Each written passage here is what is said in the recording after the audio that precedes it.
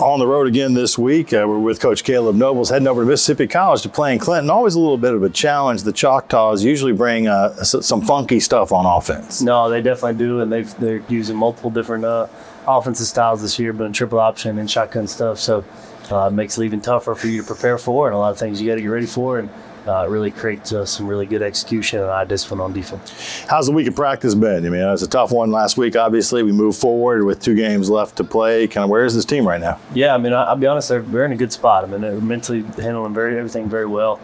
We've had a really good week of practice, flying around pretty good. Our guys know that, we still at the end of the day try to have our best shot at controlling our destiny and controlling how well we played in the last 2 games, and so we got to put our best foot forward going into November football.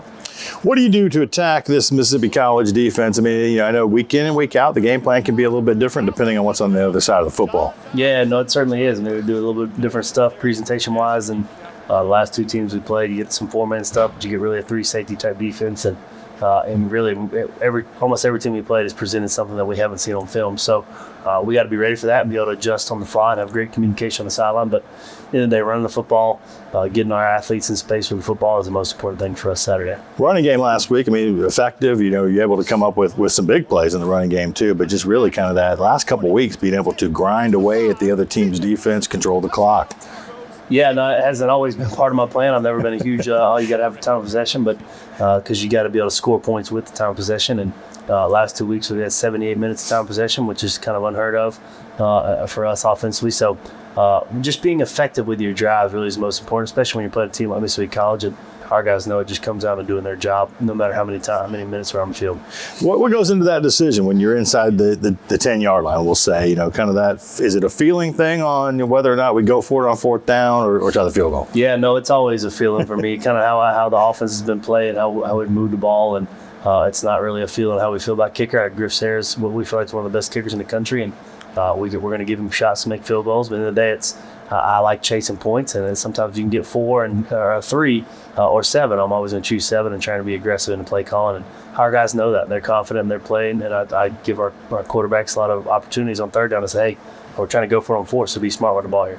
Defensively, what are the things that you're working on with that staff and that part of that side of the football as we get in these last couple of games and hopefully on into the playoffs? I mean, the teams have obviously been able to find a little bit of room in the middle of the field in the passing game. Yeah, no, they have, and it's part of eye discipline and our guys doing the right job and calling a little bit better things. And Coach Connor certainly is never satisfied with how he's called games, and even though we're playing very well on defense, we still got to shore up the little bitty things in the back end.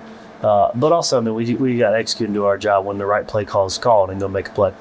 These are business trips, when you get out on the road. I mean, this team seems to have that, in their mind and be able to handle that pretty well. It's a little bit different. It's a 1 o'clock, earlier kick, and then the day 2 o'clock, not that long a trip. How do you handle it travel-wise? Yeah, I mean, our guys know. I mean, it's like you said, it's a business trip, and it's going to play well, and it doesn't matter the location. It's still 120 yards long. We got to play a really good team, a nameless faces opponent, and our guys know we got to execute. And in the end of the day, no matter where we play, it's about us, about our best and playing at our best. And we feel like the location doesn't matter when we go do that. A couple of milestones last week. John Giles goes over 1,000 yards, gets a couple more touchdowns. I mean, Pee Wee continues to, kind of add on to what he's doing. What a weapon to have. We've talked about it over and over again. Just want to make sure everybody understands this guy's special. He really is special. He's a special kid, and he comes from a great family, great mom, and but he's an unbelievable football player. He's right now, if you exclude D3, he's leading the country in receiving yards, including FBS, D1, and D2. He's doing that on about 15 less catches than the next closest guy. So not only is he he's catching the football, but he's making big plays. And all the wide receivers doing a great job. But John has certainly worked his butt off to be in these moments, and he earns the right to play well on Saturdays. The other side of that ball, I keep looking at John McMullen's stats, and you look down, and I mean, half of his tackles roughly are for loss. I mean, the guy's got 9 sacks already. I mean, I imagine as an offensive coach, you look and say, that's the kind of guy that just disrupts a game plan. Yeah, no, I'm excited that everybody in the country gets to see what I dealt with all fall camp, first of all. Pee Wee, too. Pee Wee's Pee-wee, our whole line. And I personally feel like John McMullen's the best defense player in the country. And we got a couple other guys who are really good, so it says a lot about them as well. And so John is very disruptive. He has a great first step off the ball. He does such a great job of creating havoc for the D-line and really not letting the quarterback get comfortable, and he certainly has been a great difference maker on defense. Nice to be fourth in the regional rankings, but this wasn't the last week of the season, so it doesn't really matter yet.